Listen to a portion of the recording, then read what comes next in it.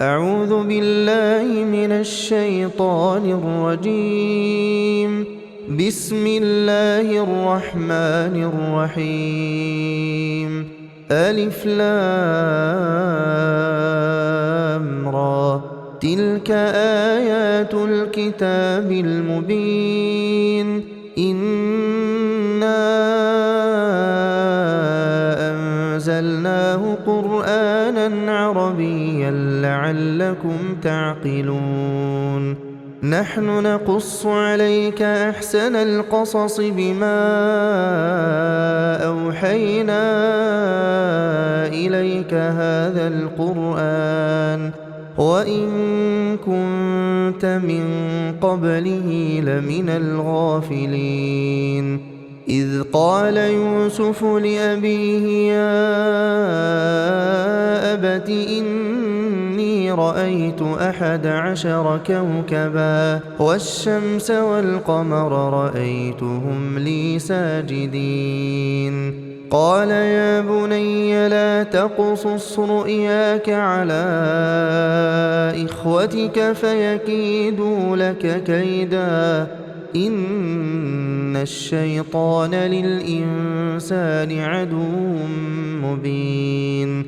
وكذلك يجتبيك ربك ويعلمك من تأويل الأحاديث ويتم نعمته عليك وعلى آل يعقوب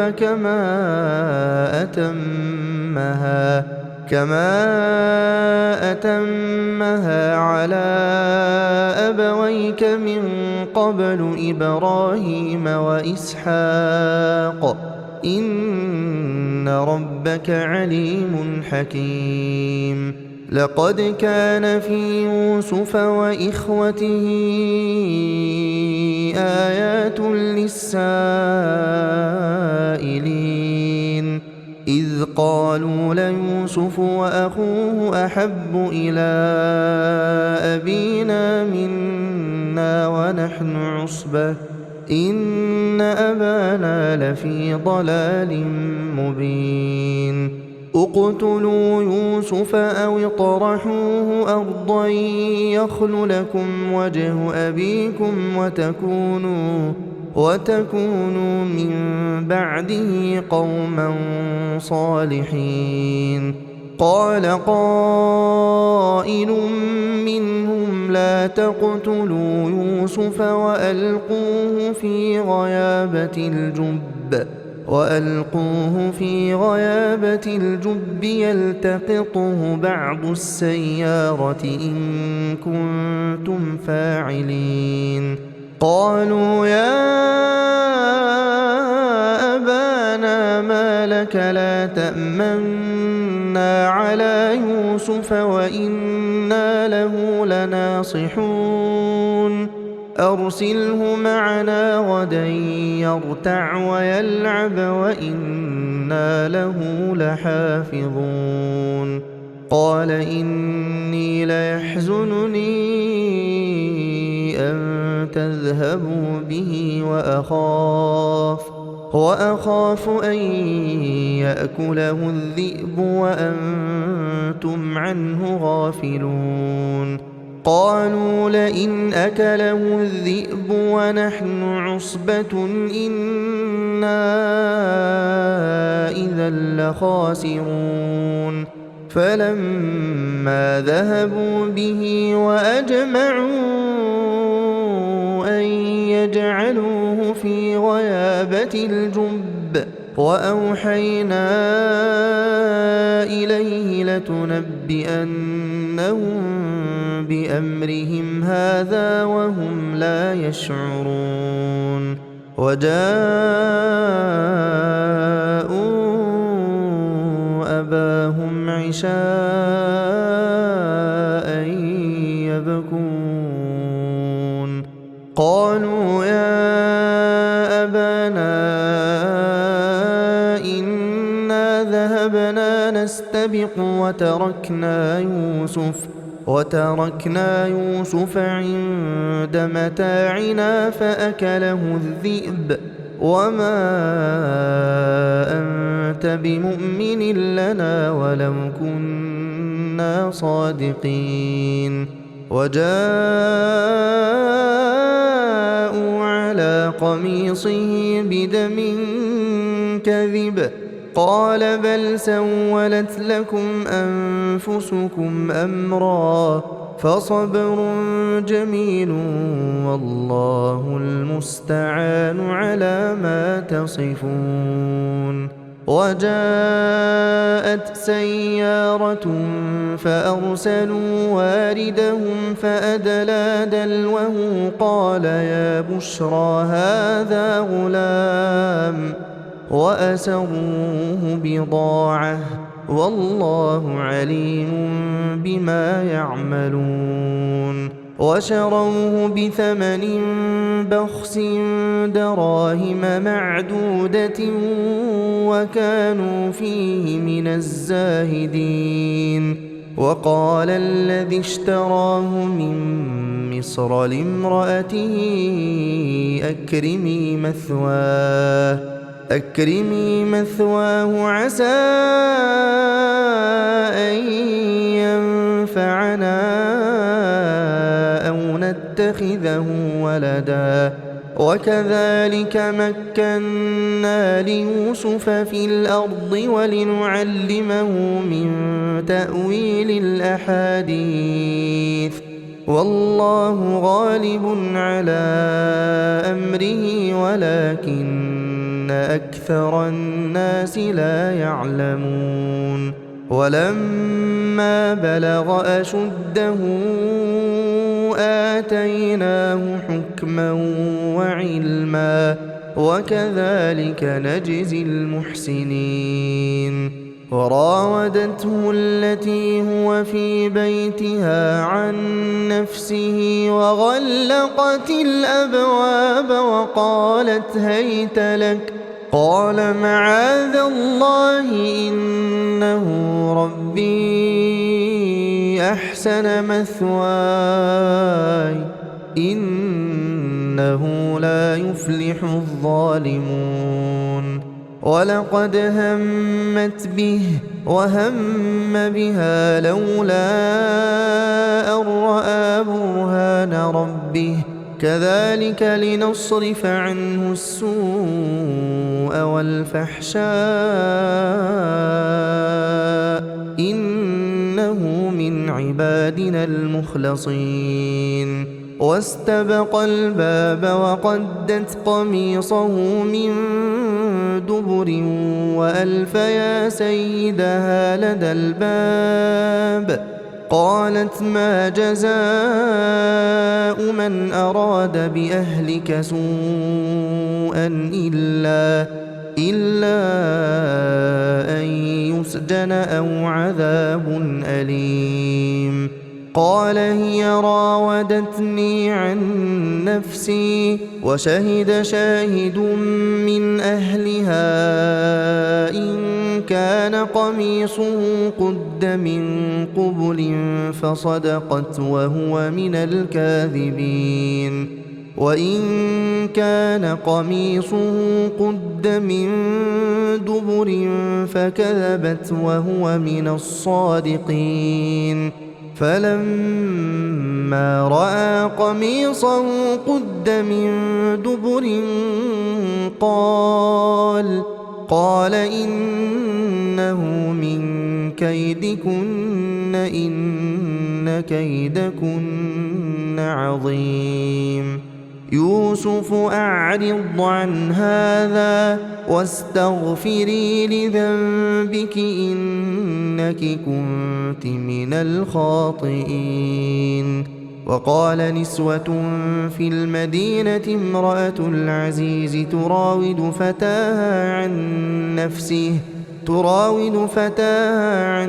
نفسه قد شغفها حبا إنا لنراها في ضلال مبين فلما سمعت بمكرهن أرسلت إليهن وأعتدت لهن متكئا وآتت كل واحدة منهن سكينا وقالت اخرج عليهن فلما رأينه أكبرنه وقطعن أيديهن وقلن حاش لله ما هذا بشرا إن هذا إلا ملك كريم. قالت فذلكن الذي لمتنني فيه ولقد راودته عن نفسه فاستعصم ولئن لم يفعل ما آمره ليسجنن وليكون من الصاغرين.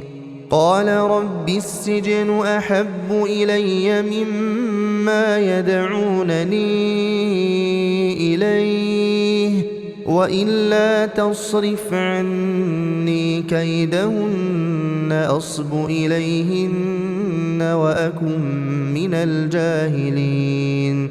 فاستجاب له ربه فصرف عنه كيدهن إنه هو السميع العليم.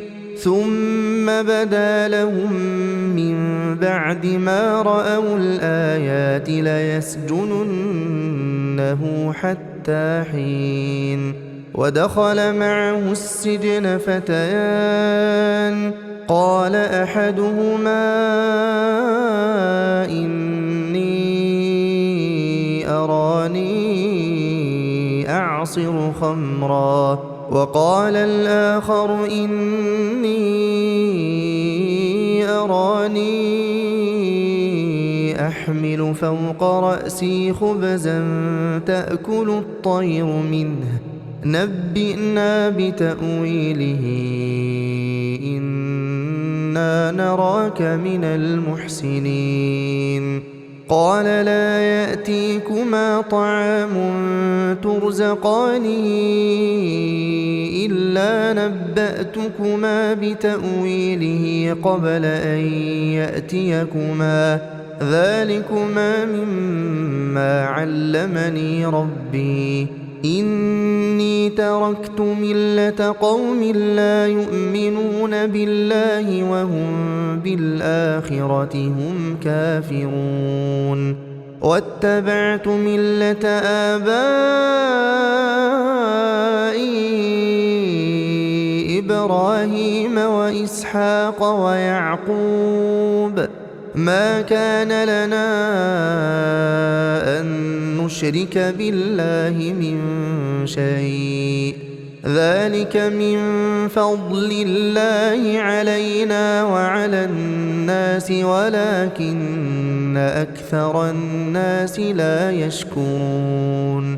يا صاحبي السجن أأرباب متفرقون خير أم الله الواحد القهار ما تعبدون من دونه إلا أسماء سميتموها أنتم وآباؤكم ما أنزل الله بها من سلطان إن الحكم إلا لله أمر ألا تعبدوا إلا إياه ذلك الدين القيم ولكن أكثر الناس لا يعلمون. يا صاحبي السجن أما أحدكما فيسقي ربه خمرا وأما الآخر فيصلب فتأكل الطير من رأسه قضي الأمر الذي فيه تستفتيان. وقال للذي ظن أنه ناج منهما اذكرني عند ربك فأنساه الشيطان ذكر ربه فلبث في السجن 10 سنين. وقال الملك إني أرى 7 بقرات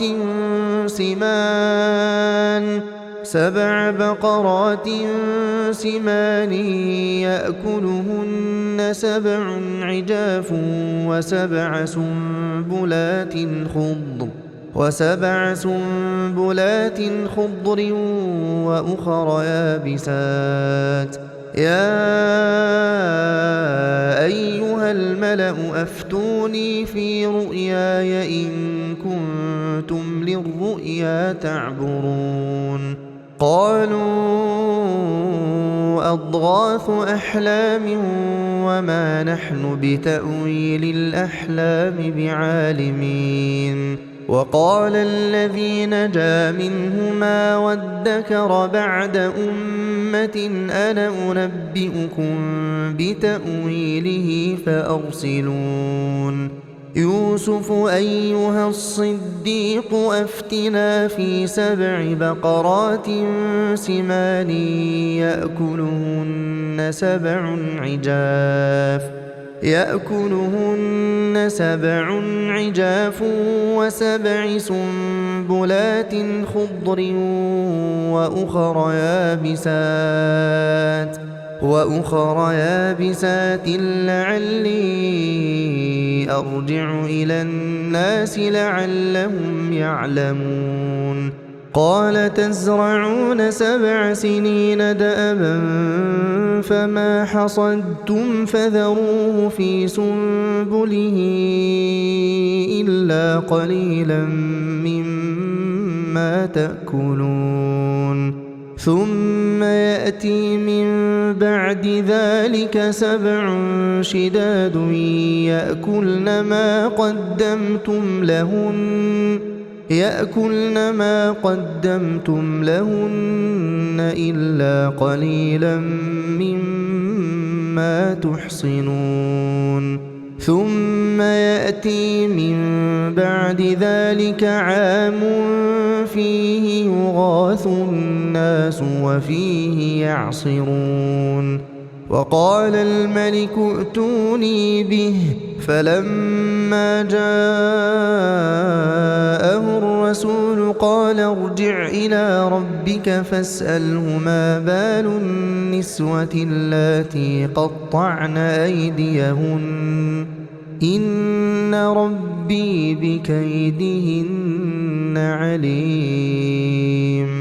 قال ما خطبكن إذ راوتن يوسف عن نفسه قلن حاش لله ما علمنا عليه من سوء. قالت امرأة العزيز الآن حصحص الحق أنا راودته عن نفسه وإنه لمن الصادقين. ذلك ليعلم أني لم أخنه بالغيب وأن الله لا يهدي كيد الخائنين. وما أبرئ نفسي إن النفس لأمارة بالسوء إلا ما رحم ربي إن ربي غفور رحيم. وقال الملك ائتوني به أستخلصه لنفسي فلما كلمه قال إنك اليوم لدينا مكين أمين. قال اجعلني على خزائن الأرض إني حفيظ عليم. وكذلك مكنا ليوسف في الأرض يتبوأ منها حيث يشاء نصيب برحمتنا من نشاء ولا نضيع أجر المحسنين. ولأجر الآخرة خير للذين آمنوا وكانوا يتقون. وجاء إخوة يوسف فدخلوا عليه فعرفهم وهم له منكرون. ولما جهزهم بجهازهم قال ائتوني بأخ لكم من أبيكم ألا ترون أني أوفي الكيل وأنا خير المنزلين. فإن لم تأتوني به فلا كيل لكم عندي ولا تقربون. قالوا سنراود عنه أباه وإنا لفاعلون. وقال لفتيانه جعلوا بضاعتهم في رحالهم لعلهم يعرفونها إذا انقلبوا إلى أهلهم لعلهم يرجعون. فلما رجعوا إلى أبيهم قالوا يا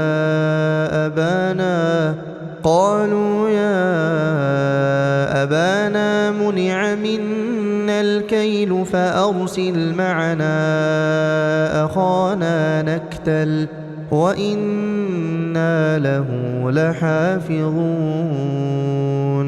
قال هل آمنكم عليه إلا كما أمنتكم على أخيه من قبل فالله خير حافظا وهو أرحم الراحمين. ولما فتحوا متاعهم وجدوا بضاعتهم ردت إليهم قالوا يا أبانا ما نبغي هذه بضاعتنا ردت إلينا ونمير أهلنا ونحفظ أخانا ونزداد كيل بعير ذلك كيل يسير. قال لن أرسله معكم حتى تؤتون موثقا من الله لتأتونني به إلا أن يحاط بكم. فلما آتوه موثقهم قال الله على ما نقول وكيل. وقال يا بني لا تدخلوا من باب واحد وادخلوا من أبواب متفرقة وما أغني عنكم من الله من شيء إن الحكم إلا لله عليه توكلت وعليه فليتوكل المتوكلون. ولما دخلوا من حيث أمرهم أبوهم ما كان يغني عنهم من الله من شيء إلا حاجة في نفس يعقوب قضاها وإنه لذو علم لما علمناه ولكن أكثر الناس لا يعلمون. ولما دخلوا على يوسف آوى إليه أخاه قال إني أنا أخوك فلا تبتئس بما كانوا يعملون.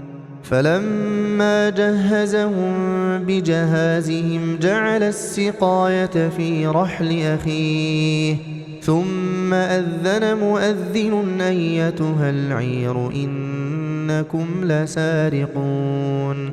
قالوا وأقبلوا عليهم ماذا تفقدون قالوا نفقد صواع الملك ولمن جاء به حمل بعير وأنا به زعيم. قالوا تالله لقد علمتم ما جئنا لنفسد في الأرض وما كنا سارقين. قالوا فما جزاؤه إن كنتم كاذبين. قالوا جزاؤه من وجد في رحله فهو جزاؤه كذلك نجزي الظالمين. فبدأ بأوعيتهم قبل وعاء أخيه ثم استخرجها من وعاء أخيه كذلك كدنا ليوسف ما كان ليأخذ أخاه في دين الملك إلا أن يشاء الله نرفع درجات من نشاء وفوق كل ذي علم عليم.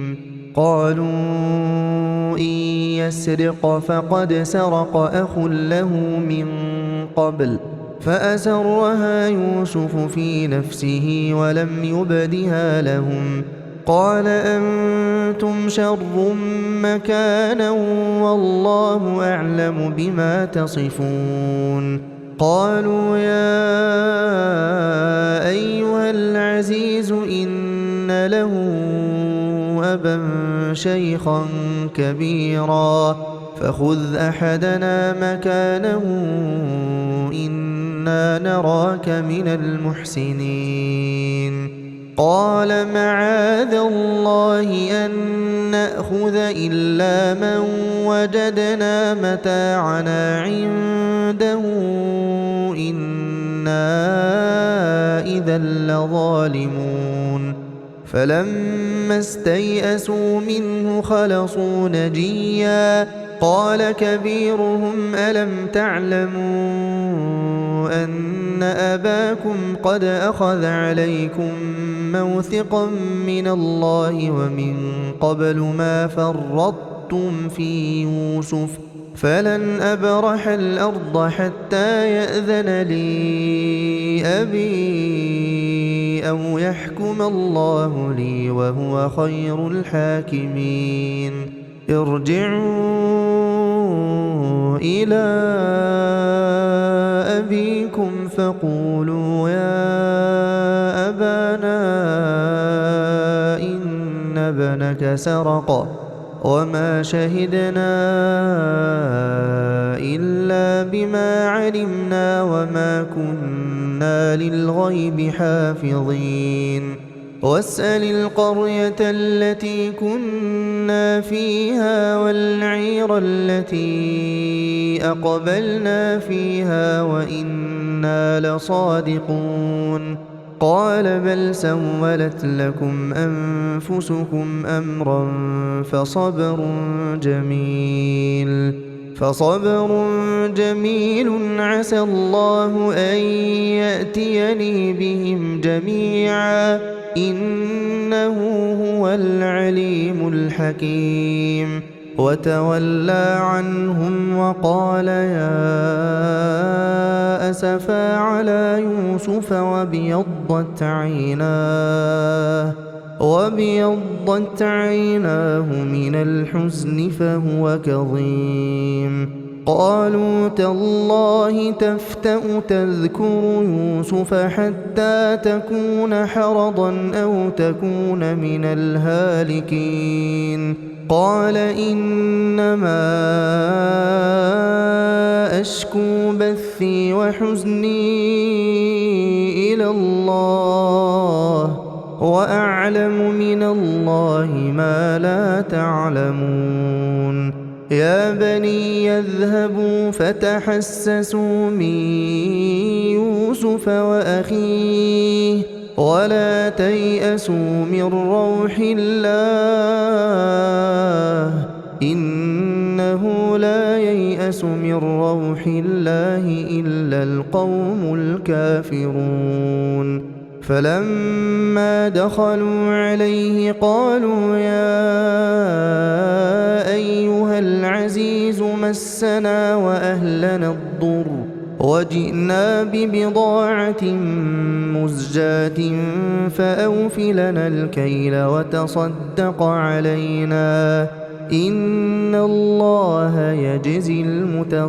المتصدقين قال هل علمتم ما فعلتم بيوسف وأخيه إذ أنتم جاهلون قالوا أئنك لأنت يوسف قال أنا يوسف وهذا أخي قد من الله علينا إنه من يتق ويصبر فإن الله لا يضيع أجر المحسنين قالوا تالله لقد آثرك الله علينا وإن كنا لخاطئين قال لا تثريب عليكم اليوم يغفر الله لكم وهو أرحم الراحمين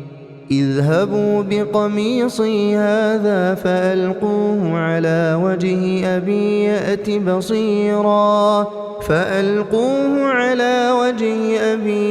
بصيرا وأتوني بأهلكم أجمعين ولما فصلت العير قال أبوهم إني لأجد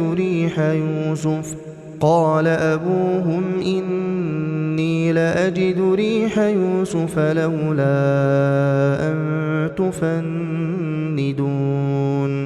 قالوا تالله إنك لفي ضلالك القديم فلما أن جاء البشير ألقاه على وجهه فارتد بصيرا قال ألم أقل لكم إني أعلم من الله ما لا تعلمون قالوا يا أبانا استغفر لنا ذنوبنا إنا كنا خاطئين قال سوف أستغفر لكم ربي إنه هو الغفور الرحيم فلما دخلوا على يوسف آوى إليه أبويه وقال ادخلوا مصر إن شاء الله آمنين ورفع أبويه على العرش وخروا له سجدا وقال يا أبت هذا تأويل رؤياي من قبل قد جعلها ربي حقا وقد أحسن بي إذ أخرجني من السجن وجاء بكم من البدو من بعد أن نزغ الشيطان بيني وبين إخوتي إن ربي لطيف لما يشاء إنه هو العليم الحكيم رب قد آتيتني من الملك وعلمتني من تأويل الأحاديث فاطر السماوات والأرض أنت ولي في الدنيا والآخرة توفني مسلما وألحقني بالصالحين ذلك من أنباء الغيب نوحيه إليك وما كنت لديهم إذ أجمعوا أمرهم وهم يمكرون وما أكثر الناس ولو حرصت بمؤمنين وما تسألهم عليه من أجر إن هو إلا ذكر للعالمين وكأين من آية في السماوات والأرض يمرون عليها وهم عنها معرضون وما يؤمن أكثرهم بالله إلا وهم مشركون أفأمنوا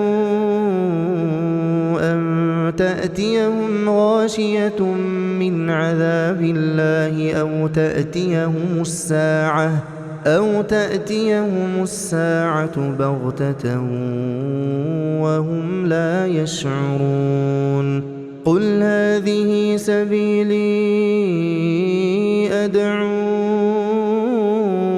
إلى الله على بصيرة أنا ومن اتبعني وسبحان